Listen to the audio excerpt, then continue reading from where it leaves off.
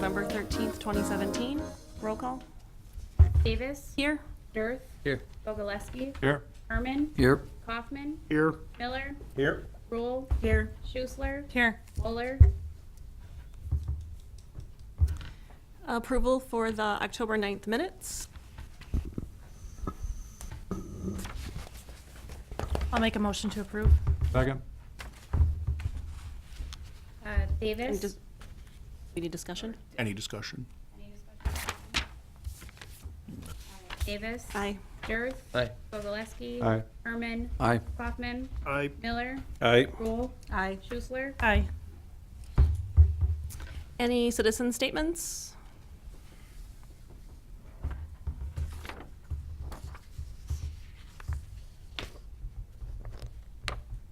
New business, the Rethink Youth Coalition. I'll kick this one off, and then we have a number of members here from the Winnebago County Rethink Youth Coalition. As I stated in my memo to the board members, the Rethink Youth Coalition has been following and reviewing other municipalities in Wisconsin that have adopted some tobacco-free ordinances for their city parks. They have provided copies of some of those in your packet, and just for the citizens at home, some of the examples were the city of Juneau, all of these are in Wisconsin, city of Juneau, city of Green Bay, Wisconsin Dells, and Verona. And I know that Appleton has a tobacco-free ordinance. We did not include that, but that is available as well. As you look through each of these, you'll notice that each community really has started to tailor these to their own wishes, I guess. Chief Smith and I from the police department have met with the coalition representatives a few times over the last year to year and a half. We do have a member of the police department here, Mr. Shaning, and he will address any questions the Parks Board might have for him. In meeting with the police chief, obviously, I can't speak for them, but this would not be a high priority enforcement issue for them, just based on some of the other things that they're dealing with, obviously. What I would suggest we do tonight is we'll see the presentation, and then we can have some further discussion. There's some things that I've made the Youth Coalition members aware of, and they might address some of those tonight. But just get a feeling from the board if this is something we want to move forward with. And if so, what we want to do is to try to focus in on a draft ordinance that we would bring back at a future meeting here so that the board can consider it. Because like I said, the various communities, some of them are entire park system wide where they're tobacco free. Some are in just the city building, shelters, restroom, concession stands. Some are around playgrounds, athletic facilities, and so forth. So they're really all over the board. So I'll turn it over to the group. Ray, 1 second. Do we really need an ordinance? I mean, isn't it up to us? Can we just ban smoking in our parks? I mean, It would have to be an ordinance. It would have to be an ordinance. does? That would have to Okay. be correct in order for it to be enforceable. okay. Yes. Um, If you want to introduce yourselves Sure, first, that would be sure. great. My name is Lindsay Erickson. I'm a tobacco prevention coordinator at the Winnebago County Health Department and co-advisor of the Rethink Youth Coalition. Address too? Do we need address? Sure. Sure. So Thank you. 240 Algoma Boulevard, apartment 310 in Oshkosh. I'm Grace Halstead. I'm a member of the Rethink Youth Coalition, and I live at 1615 Bismarck Ave, Oshkosh. I'm Rachel Lee. I'm a member of the Rethink Youth Coalition, and my address is 340 Graceland Drive, Oshkosh. So we are a fact and rethink, as we just stated. We are a youth coalition that is a youth-led tobacco prevention group. So as you can see, we have a few pictures of us picking up cigarette butts. We are part of FACT, and we like to do activities in our group, like, and it's called the Factivism. One of the things we do is pick up cigarette butts in Oshkosh Park. Some of the places we have been to is the Riverwalk, Little Oshkosh, Opera Square, and other parks in Oshkosh. Throughout the Factivisms and picking up cigarette butts, we realized that this is an ongoing problem. In June, we invited the park board members and city council members to come and join us to help pick up cigarette butts in Menominee Park. In 5 minutes, we picked up 100 cigarette butts around and in the playground. May I repeat, in the playground where children are. We also came and presented in front of the city council in July, again, about our tobacco-free parks ordinance. Tobacco-free parks make sense. People who do smoke participate in activities in smoke-free environments every day, whether that be where they work or just like a restaurant. They do participate in activities where they are not allowed to smoke, so just not being able to smoke in parks would just be another place where they couldn't smoke. And a majority of the concerns about tobacco use in parks are the litter from the cigarette butts and the secondhand smoke, and then kids and animals coming into contact with the cigarette butts. So this past September, the Youth Coalition conducted a survey via social media and going to certain parks and actually talking to people about what they thought about tobacco-free parks.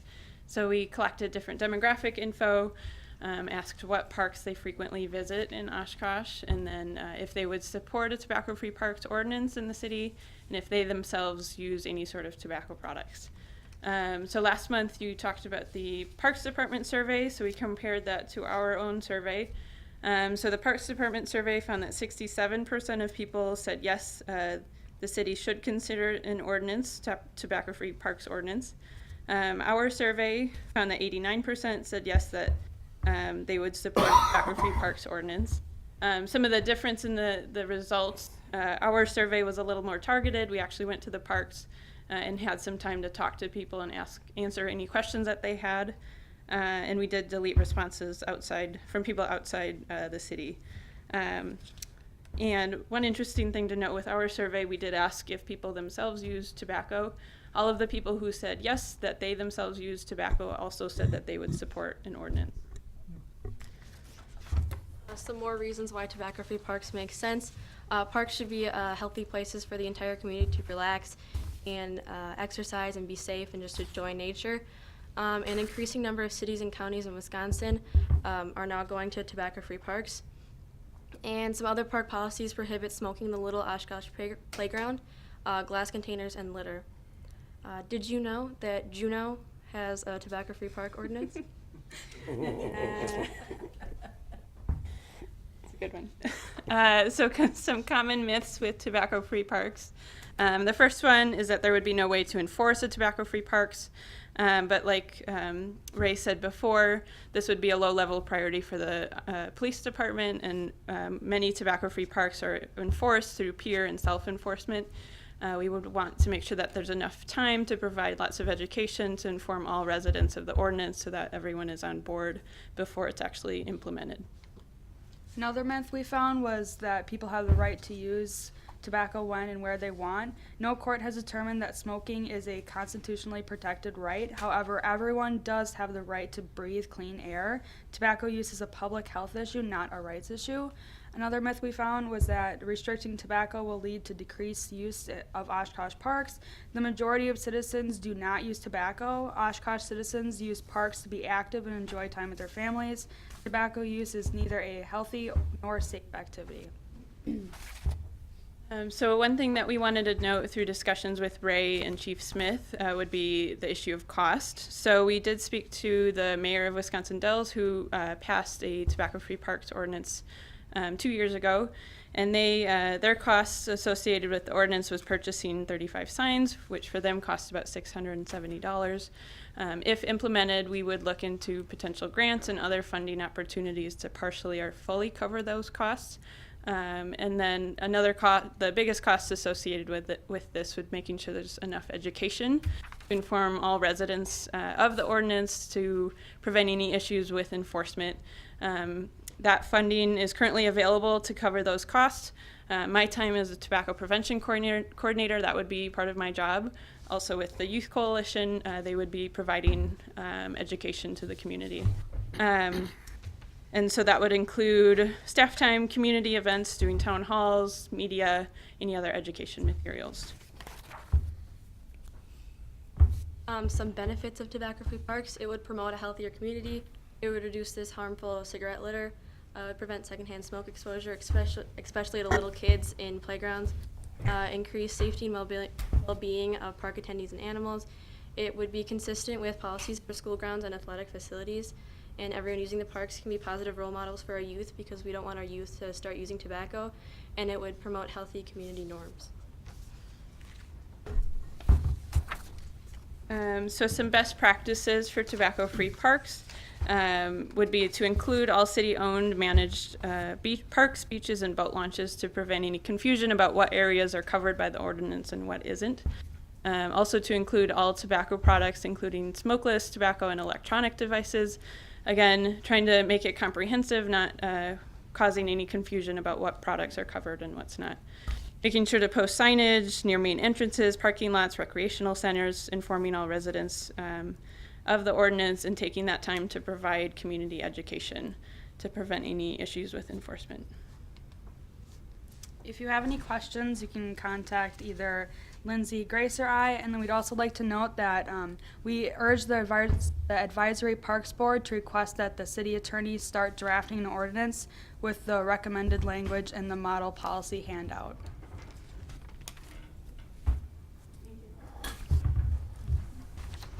Well, girls, it's probably one of the best presentations I've seen in a long time. Nice job. Very nice.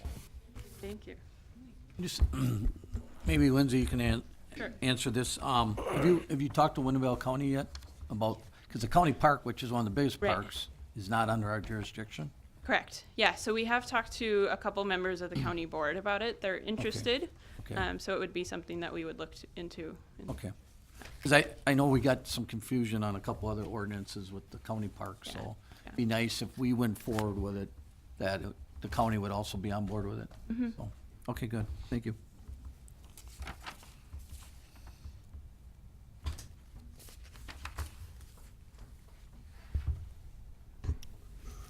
Do you guys have any objection to this at all? I think they touched on it already in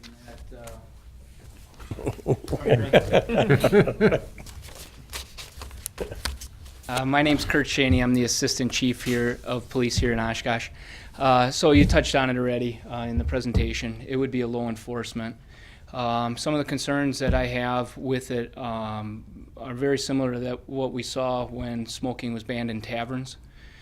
We spent a lot of time chasing around doing follow-up that led nowhere. We were mandated to do that. It was always after the fact. Most people didn't call us right away. They'd fill out a form, submit it to us. At that time, I was the captain of patrol, so I'd get it to the first available shift once I got it. That follow-up could be hours later. It could be a day or two later. Honestly, if I'm being completely blunt, it wasted our time because we couldn't do enforcement. I right now cannot tell you of one single citation that we were able to write for it. In this instance, I saw the presentation at the council meeting, and I agree with Mr. Miller. Very good presentation. And there's a lot of, the jars speak volumes there.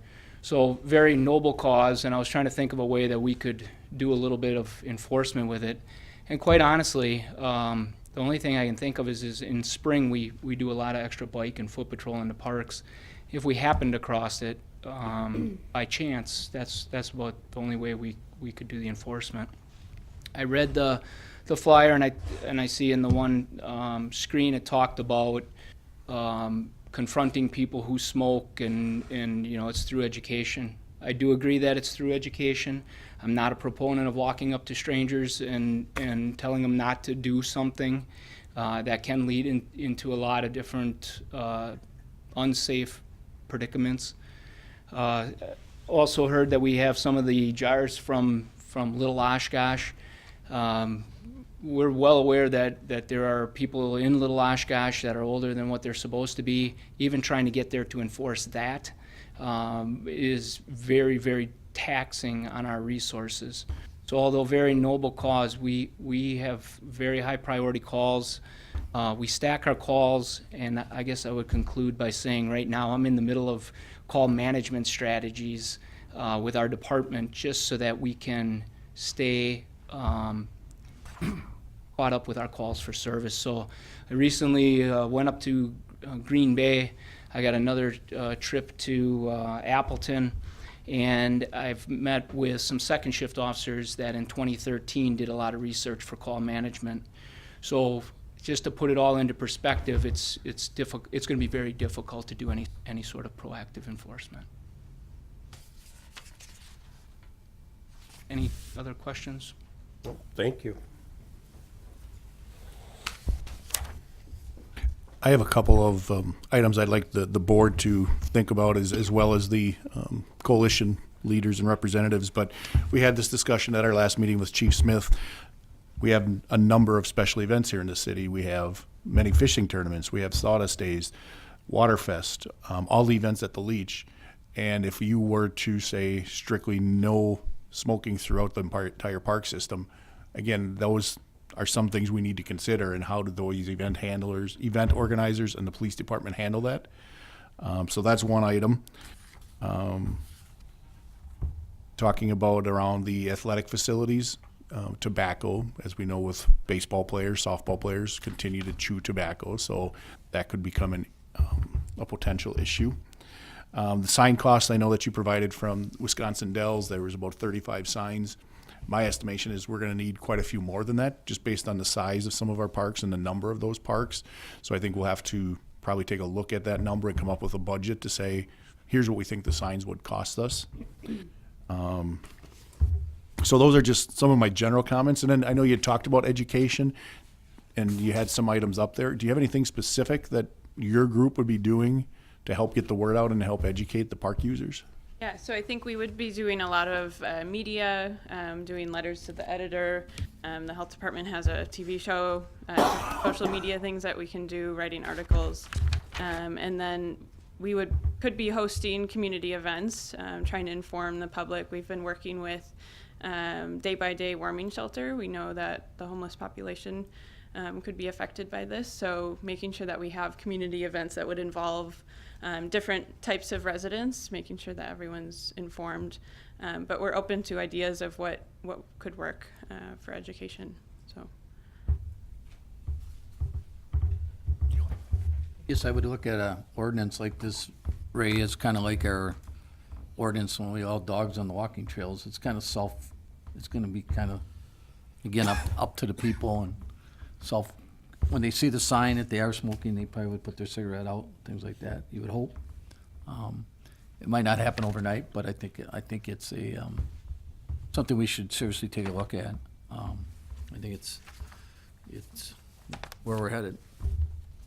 And we might, maybe the first few years, look at maybe limiting where it is. Maybe we can't, because it's an enforcement issue for the police department, and that to maybe limit it to certain areas. You know, we already have it in some, like you said, Little Oshkosh, but obviously they violate that because they were there picking up cigarette butts.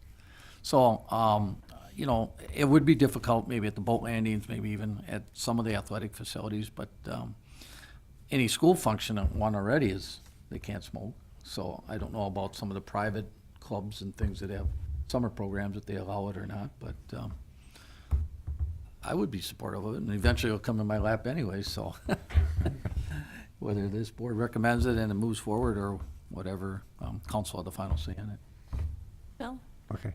I agree that we need to do something, but I also agree that it's basically enforceable. You know, you really can't. They're chasing their tail all around, and they got more important things, I feel. But I think if we could start just in all the playgrounds. You know, we've got a lot of playgrounds in the city. If we can start there with signage and stop it there, I'd agree with, you know, boat launches, that's gonna be tough and everything else, and kind of even the athletic events and everything else. But if we could do something along as wherever there's a playground,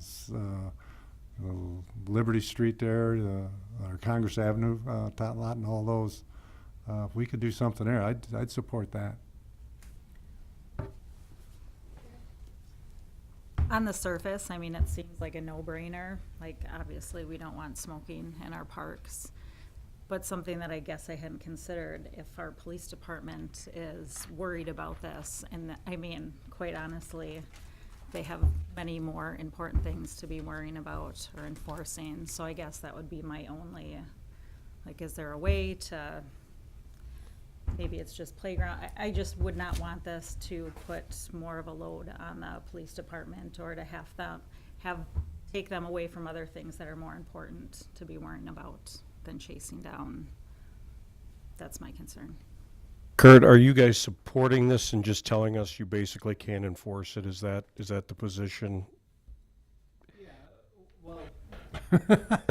Nice going, Bill. Sorry. It's a little more difficult than that. So education, if you look at what law enforcement does, we try to get voluntary compliance, right? We have an influx of people coming here all the time. So Mr. Mower brought up special events. All of the education that the ladies talked about is local. The minute we bring anybody from the outside in for special events, there's going to be a flood of calls or some some sort of action. We see that all the time with the university. New group of freshmen come in, and I'm from Madison, and I can walk down the street with a beer, and next thing you know, they're walking down Main Street with open intoxicants. So, although a noble cause, and we support, the lack of littering, we just don't know how to practically enforce it. And we're also, you can see in the news or on our Facebook page, there's things that people expect us to do that realistically we just don't have time to get to. And it's not because we don't think that it's a noble cause. If I had the officers to support this, I'd say, yeah, absolutely, I would love to see all this litter gone. I don't know how to do that. And I think limiting at the parks, at least, as that was suggested, at least if it's in the playground, maybe you could hit the local people with that education. My advice would be whatever type of education you're deciding on, all of you, that you think about outsiders as well, because it's difficult to have the influx that we have. People using the parks for a baseball game like Mr. Mower talked about, they come from all over, different communities. College kids, they'll use our parks, and they're from all over. So it would take a lot of education to make this a voluntary compliance type ordinance. Does that answer that? It does, thanks. Okay. Sorry I didn't mean to put you on the That's spot. okay. If I could add too, for us, it's really about creating a community norm where we value our parks to be places that are healthy, that families can go to and enjoy. We're not, we've talked with the police department. We know it's not very enforceable, but just like the smoke-free air law with bars and restaurants, it's about creating that norm for the community that we're somewhere that parks are places to be healthy. So. Is it possible to, when you are speaking of the leagues at the parks and then also special events coming in, when you go through the special event protocol and when you're doing registration for those events, is that another way to hit this kind of thing? Because while there would be people coming from the outside, the organizers would know it. That's part of the registration as they're coming into the event. I'm just thinking about Rib Fest or things like that where you're checking in, the organizers are aware of it. Is that a possibility? So you're kind of combating it from all sides and trying to reach those people through the event organizers. Is that something that would be possible? Yeah, we can definitely use that avenue to educate and provide that information to them, but I think ultimately it comes back to the enforcement of we'll use Ribfest or Sawdust Days, and we tell them, and you've got potentially 25,000 people or whatever for Sawdust Days coming in, and now you've got people smoking in there. So it really comes down to who's going to enforce it. Is it the event organizer going to go up and have volunteers saying there's no smoking? We can post signs, but as we all know, you can post signs everywhere and people are going to walk right by them. So yeah, there's definitely ways we can help get the education out. It all comes down to, that possible enforcement. So The other thing I was going to say was, so when I moved to Oshkosh in 2010, I think when I visited it in May, you could still smoke in the bars, and I think that ordinance went into effect in July, if I'm not mistaken. And I was appalled coming from a place that already had no smoking in the bars. And I think this is a trend that's coming. It's even the enforceability is very difficult, and I understand that, but I support this just from I think that this would be Oshkosh kind of getting out in front of something that's going to be coming anyway. And I think there's a lot of people that go to parks now. You can see the ordinances are already growing. And so coming from outside, there might be people that are already expecting parks that are smoke-free. So I think that looking at it from that way, I think it's important to kind of set the tone and show the value that we place on it in the community, because I don't think this is something that's going to, more places are not going to start saying that smoking is allowed. It's going to be going the other way, where smoking is going to be discouraged or not allowed in parks. So I think that it's a trend going in the right direction.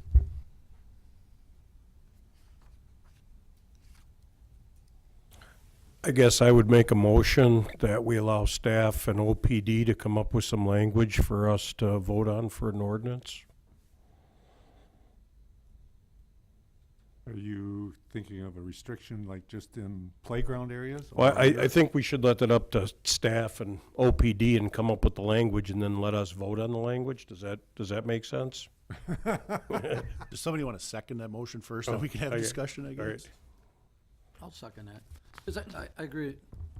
Maybe the way to do it is kind of get the language first, and then if we want to say it's only where playground equipment is, or it's in certain areas of the parks, to start out with, we can always add that to it, but until we have the language for what it would look like and how it is addressed, it'd be difficult to start putting. I just want to get the bus rolling, I think, and I couldn't agree with Tony more. I think this is where it starts, right here. And I don't know about the playground areas, because I think that's almost more confusing. You can smoke here, you can't smoke there. If this is going to be a self-enforcement rule and everybody agrees, we don't expect a black and white to show up for somebody smoking, I don't know why we wouldn't just make it no smoking in our parks. But that's my personal opinion, so. I think the fact too that from your survey, everyone who does use tobacco said they're okay with the ordinance says a lot too. So eventually people will get the hint and it'll kind of work itself out, I think. I guess we can work on whatever you'd like. I guess I would like direction. If you want us to just strictly to put an ordinance in place that it's restricted in all parks and all park areas, we can do that. If you wanted playgrounds only to start, playgrounds, park shelters, park restroom, concession areas, we can do that.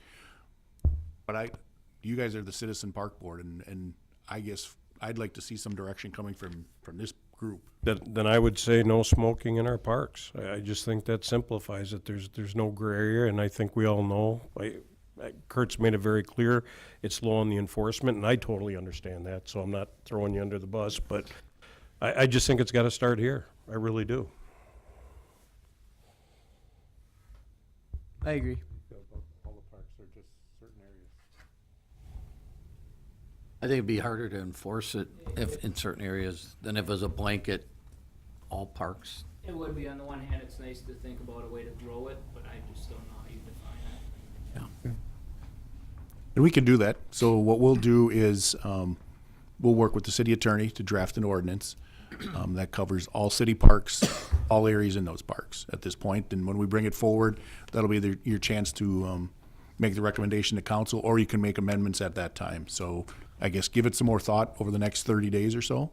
But we'll be coming forward with one stating, that we're going to be tobacco-free in the parks at this point. Do we need to vote on that, or? Just giving us direction is Okay. fine, Okay. because you're not approving anything. Okay. At the next meeting, what you do is make a recommendation and send it on to the council at that point. Okay. But I do think one piece I brought up earlier, I think it's very important that maybe Winnebago County rolls along with it too, because of the county park. Because they're struggling out there with dogs walking in the county park, and it's an enforcement issue that they have. And they're doing it kind of word of mouth on that too. So I think if we're gonna go ahead with it, Winnebago County went ahead with it at just about the same time, I think it would be appropriate to try to work it together. Otherwise, again, we're gonna have those tournaments coming in, we're gonna have other events out at the county park, and then people aren't gonna know which way to go, because they think it's in the city, so I guess city ordinances superseding. They do in some places. Speed limits, parking, some of that is all city ordinance, but when it comes down to something like this, then it falls under the county jurisdiction. Girls, again, great job, seriously. Very confusing. Yeah. Thank you. Okay, thank you. All right. Next up, the Menominee Park Shoreline Restoration Project and Maintenance Agreement. Okay, I'll take that. As we checked back into our records, we noticed that we had last here at this board approved a 3-year extension of the Menominee Park Shoreline Restoration Project and Maintenance Plan. So we're working with the committee currently, and they have given us a draft of the 2018 schedule and maintenance plan for the project, as we requested them to do each year.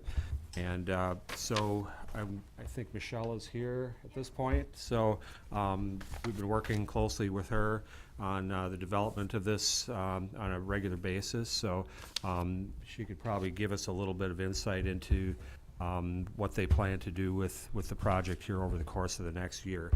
And is this an action item? Yes. So It'll be approval by this board. okay, so what we're looking for is an approval from the board for another 3-year period to approve the ongoing project at the shoreline restoration project in Menominee Park. So, Michelle? Hi, thanks, Bill. So what we're working on, basically what we would like to do for the next 3 years is really perfect what we've got going on, come up with a good system. So we've done some trial and error the past, 3 years, I would say. I've been the chair, I believe, the last 2. So we've really been trying to figure out what we can do to come up with a compromise on height and whatnot. This past year was very beneficial because it led us to see a date that might work for an overall site trimming to try to keep it low over the whole season. So it's not as tall. So we're going to be doing that right away in early June, with the, hopefully with the board's recommendation, and having at least a, once a month checkup on that and keeping it to specific, in that height range that, the board would approve of, the 3 to 4 foot heights. We trim it down to 3 to keep it within that height there. And there's some things that we want to do. We want to make sure that we're controlling some aggressive species. Some of those are ones that grow taller, so we have a plan to control them.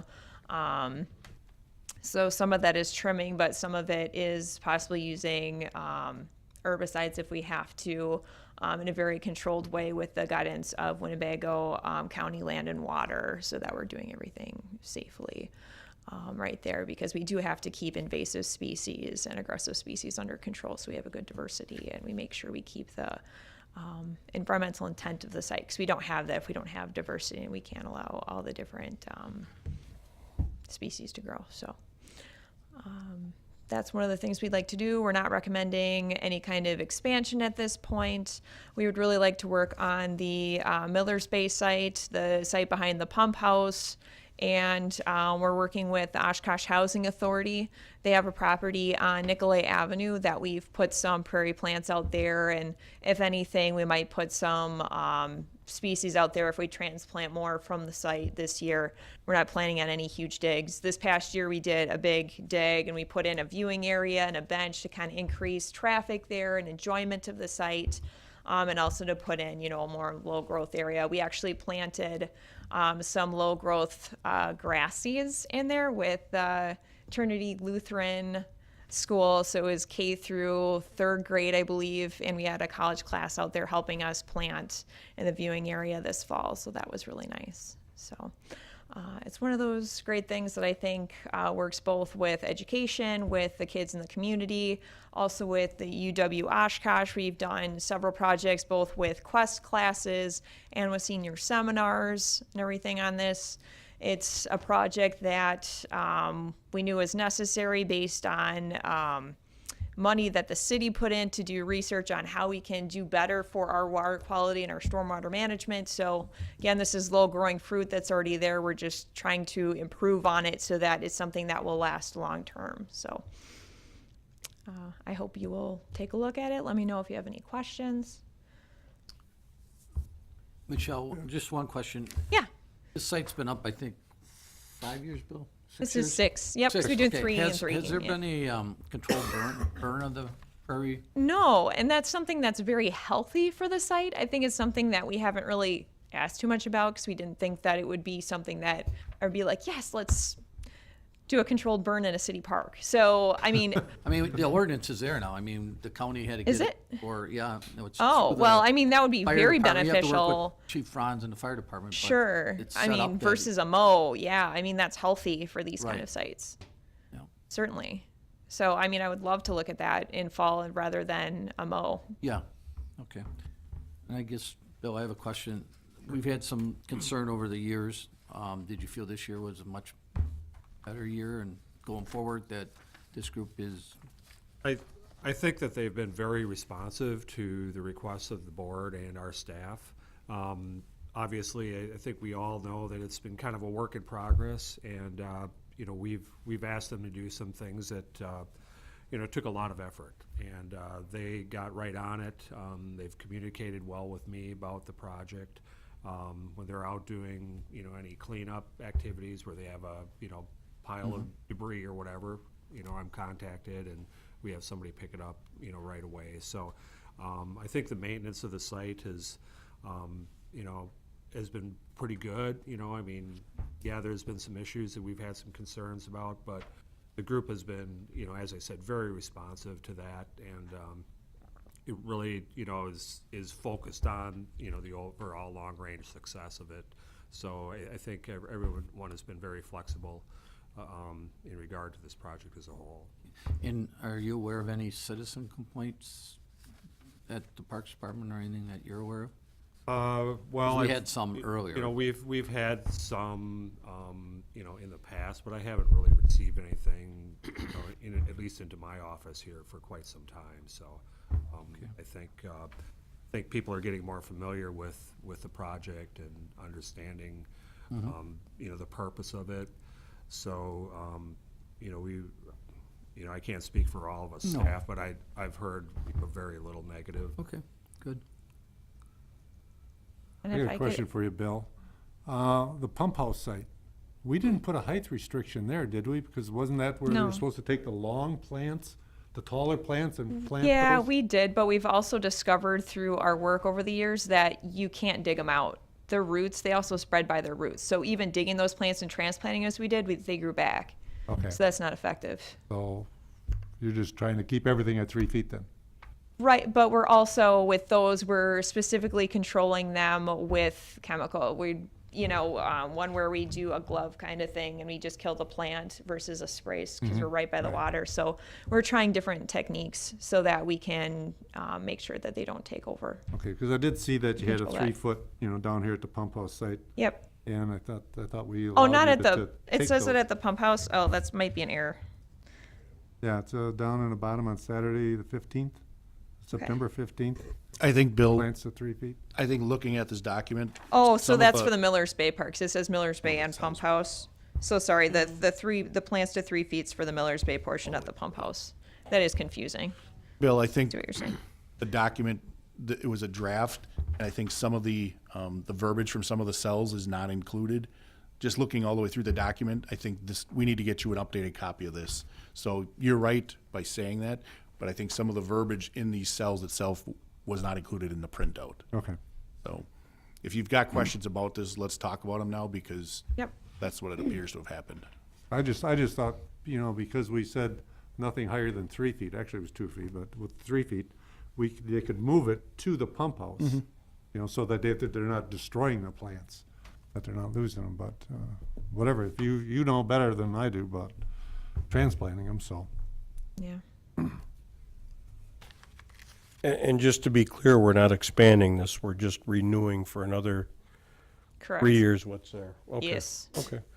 Just, I got one complaint all year where in the past I had 12, 14, 15, so I just by that fact, I'm assuming they're doing a much better job out there, so I don't have any objections to this.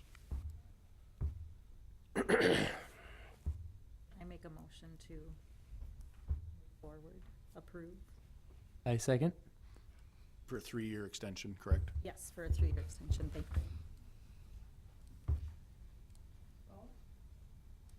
Davis, Aye. Dirth, Aye. Wondolowski, Aye. Herman, Aye. Kaufman, Aye. Miller, Aye.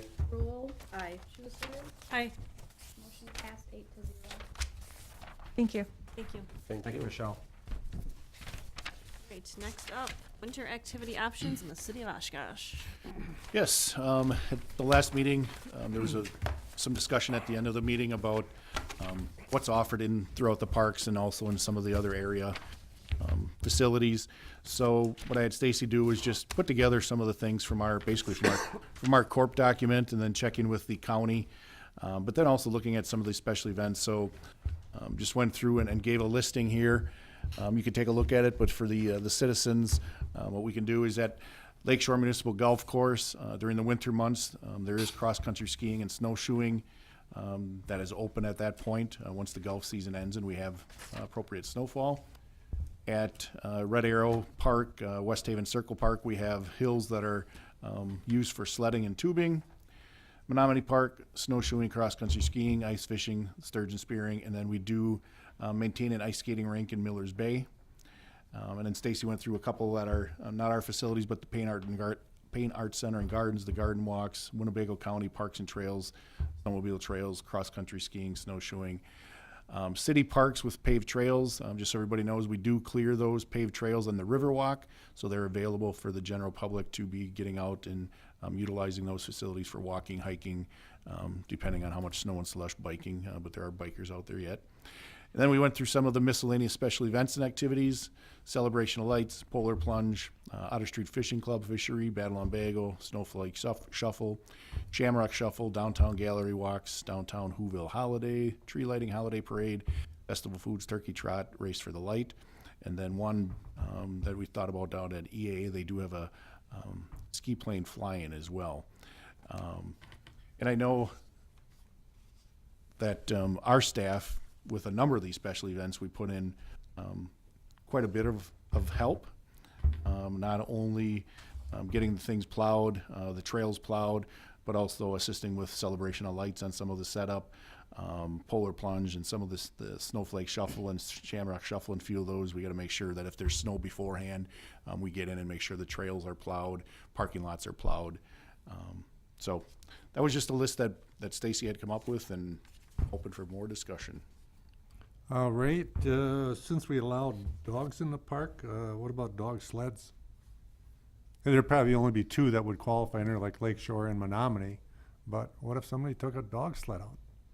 They're an issue? I don't see an issue if they're on the park trails or the hard surfaces. Normally, don't you plow those though? What's that? You normally plow those, correct? The hard surfaces. So Well, I don't think you take a dog sled on a paved trail. Well, then they can't have a dog out there because the dogs are restricted to hard areas. Okay, all right. One item that we are working with the Convention Visitors Bureau and the Community Foundation, we've been having a couple meetings along with the hotel and convention center staff. We've been looking for a site somewhere near the downtown to put an ice skating rink. The Community Foundation does have a couple of donors that are interested in doing something in the downtown area. We had a meeting a couple of weeks back, and we're investigating possibly doing a rink at Riverside Park right behind the convention center. There's a product, if you've driven through Omro, where they put their ice skating rink up right downtown. It's called Nice Rink. Essentially, it's a white liner with walls that are embraced, and then we would do flooding of that. We are looking at that possibility. One concern that Chad and I have had, and most communities do nowadays, as far as man-made rinks, the winters here in Wisconsin have not been favorable as they had been years and years ago, and it's very time-consuming to flood ice rinks. But with this one being a nice rink, and with some of the assistance we might be able to get from other organizations on some things, and getting the support from the Community Foundation and the Convention Center, it's something we're going to be looking at. So that's something that, as the cold month comes through here, we might be able to get in place. There's a number of things. Obviously, we need to have a water supply. We need to figure out some of those things. The outdoor restrooms at the convention center are available, so we'd have a restroom facility, and the hotel and convention center are both in support of it, so we're working closely to see if that's a possible site for something like that.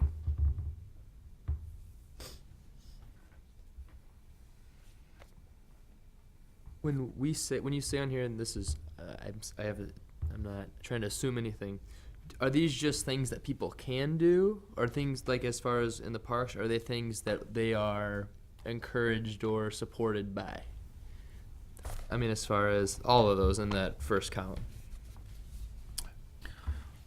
Mike, do we Well, put up trails, or do we have We don't- staffing, or do we do anything with regards to any of that?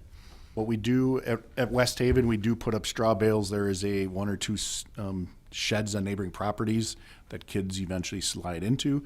The homeowner will work with them and put hay bales around their shed so that people don't get don't get injured and their shed doesn't get damaged. If we get calls, like out at Garbage Hill at Red Arrow, that people are building jumps and it's getting too icy and people are getting injured, we'll go out there at times and we'll knock down jumps and stuff. So it's we're not out grooming trails for skiing or anything like that, if that's what you're wondering. It's the opportunities are there and provided. I will say, Tony, on the Winnebago County Parks Trail, just today they put the cross-country ski trail markings out in the county park, so it is marked and it is groomed. They have two different types of groomers. And then the snowmobile trail is the Wawash Trail, and that is handled by the Winnebago County Snowmobile Alliance. They have a groomer that comes out of Greenville, that comes all the way down to Oshkosh and then goes back. So all the snowmobile trails are groomed in the county, but we don't really have any snowmobile trails in the city.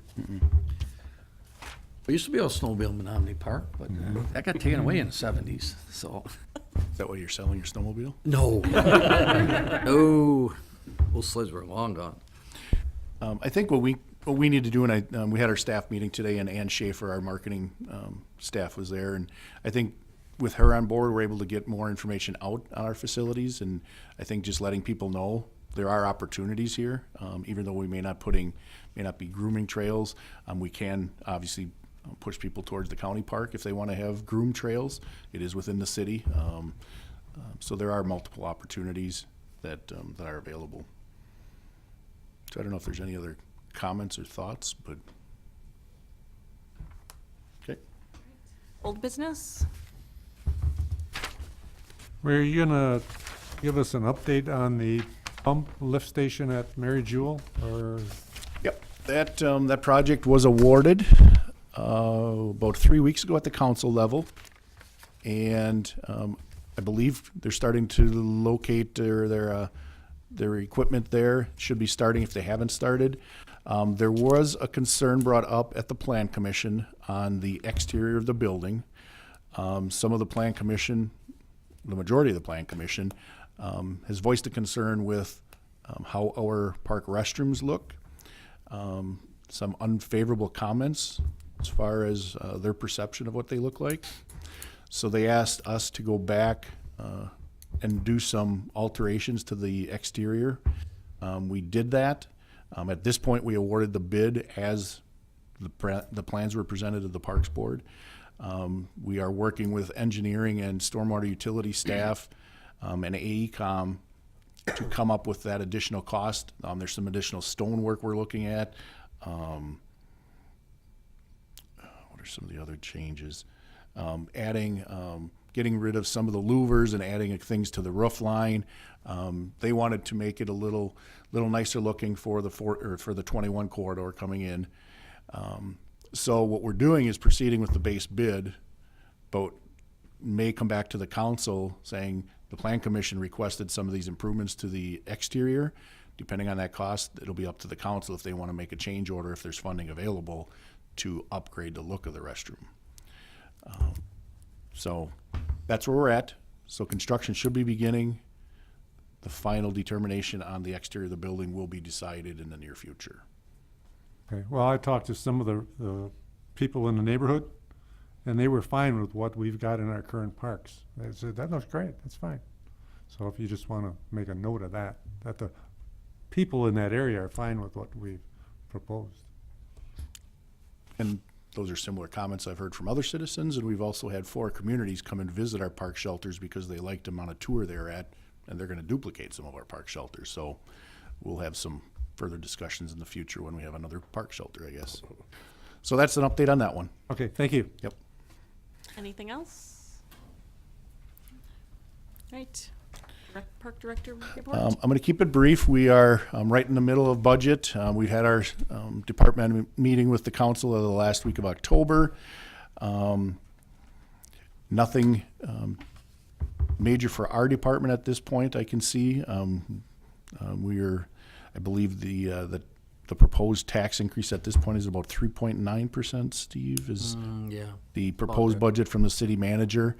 The council is looking at, the staff had to provide some various options for some potential cuts, but there's also some possible enhancements from a couple departments for some addition of staff and a couple other projects possibly. So that's where we're at with the council. I believe they have their workshop on Wednesday evening, and then the budget is actually scheduled for adoption on November 28th, I believe.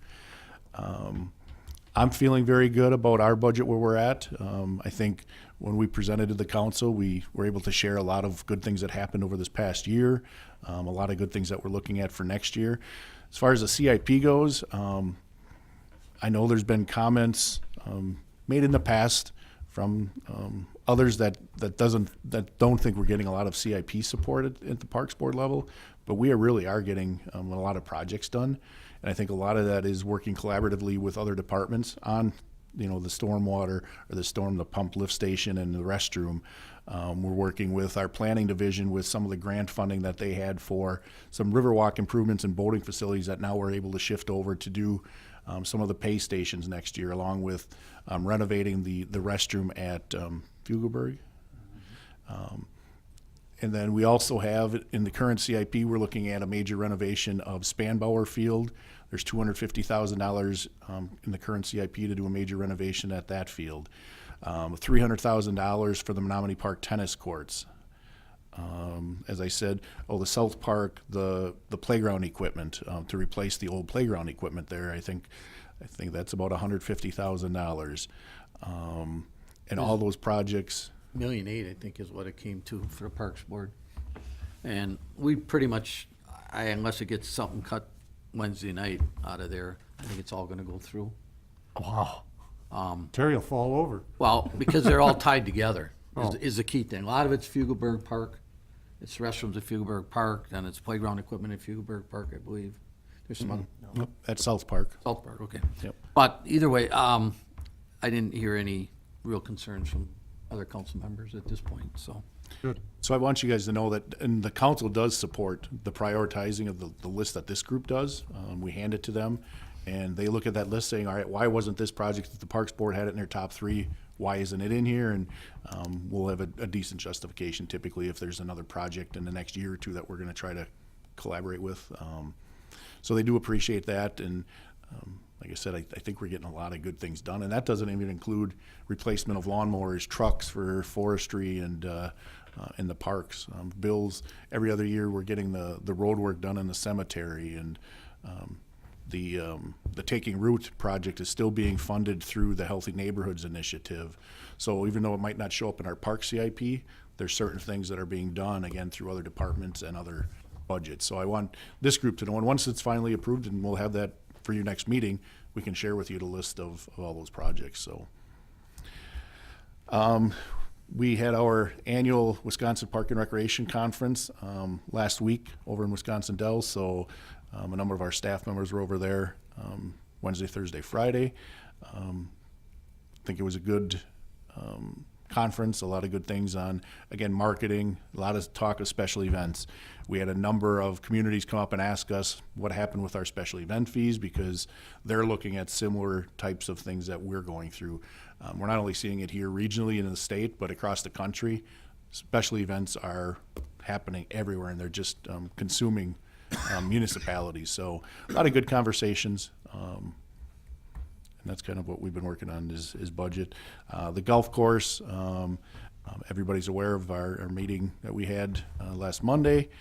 The council did vote last Wednesday, 6-0, I believe it was, to support moving forward with the city's proposal. I believe it's still now up to Oshkosh Corp's board, which our understanding is next week they have their meeting down in Chicago, and I would expect the city will know at that point what their decision is. We are working with, as continuing on that project, there is a archaeological survey that will be taking place this week, probably tomorrow. They'll come out and do some looking at a couple sites out at the golf course area that there may be some potential artifacts. So they have to do that survey yet, and there's also just some topographical survey that's going to be taking place over the next couple of weeks. So you'll see people out there. Talking to Trace and Scott today, they're looking at the golf course finishing up the year this week. With the weather coming in Friday, Saturday, it looks like we're going to be probably closing by the weekend. So we're hoping for a couple good 40 to 50 maybe this week, and then the golf course will be closed for the season. So that's it.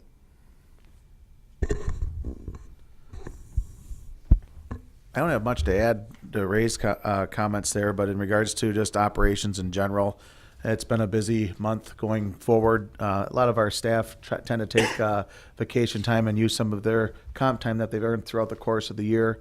But maintenance of all of our facilities, mainly winterization, has been completed. Trying to get out and do some more grounds management for mulching and things of that nature.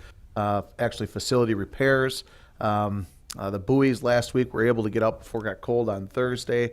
What worked well, and actually the week before that we did the mooring plugs at Miller's Bay, which today has ice on it still, so it was a good thing to get those done with at that time frame.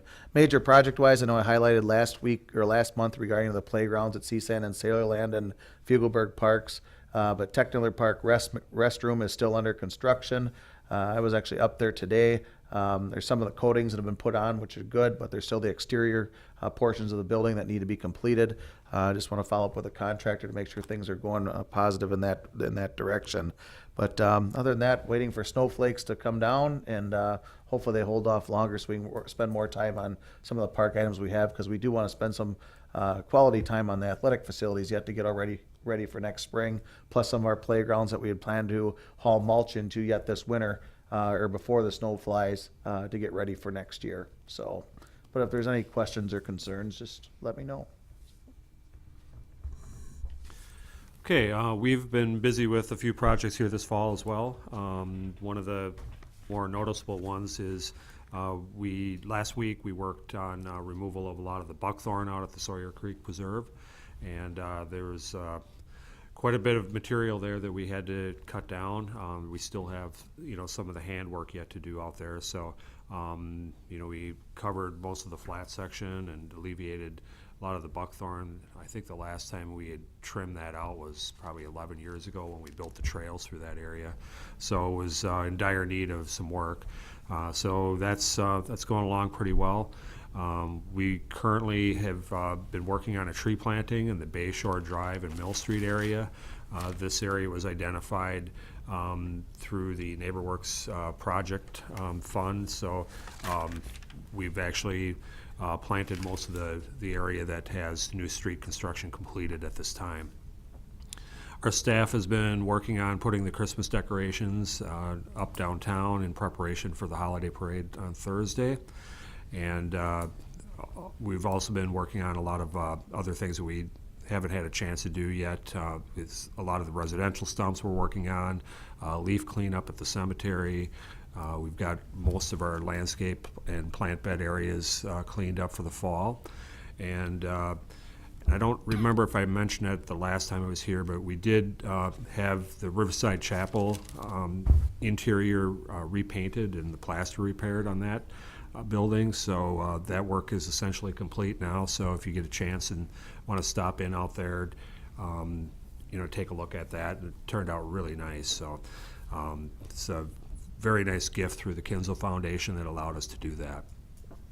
Another gift that we received was from the Metzig Conservation Fund, and they donated a swamp white oak to the Seasand and Sailorland playground site. So that was a nice amenity to include through that whole rehabilitation of that playground area. So we'd like to thank the Metzigs for that beautiful gift of a larger shade tree. So with that said, I'm hoping that the winter holds off a little bit so that we can continue to get some additional things done and not have to plow snow every day. So. Any other business? I make a motion to adjourn. Second. All in favor? Aye. Aye. We're done.